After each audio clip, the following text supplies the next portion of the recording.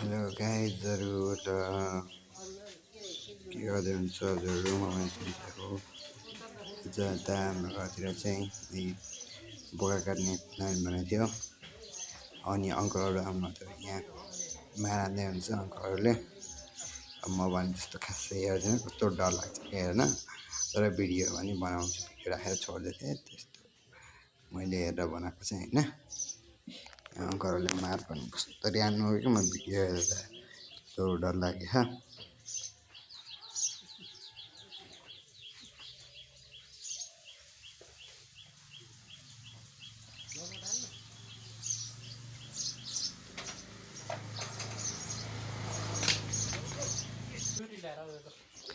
मार हानेर अब भुत्लाउनु नलाउनु अङ्कलले म चाहिँ त्यही हेर्दै बसिरहेको थिएँ भुत्लाउनु पनि कस्तरी भुत्लाउनु भयो हतार हतारमा गरे जस्तै कसेतो अनि म चाहिँ टाउको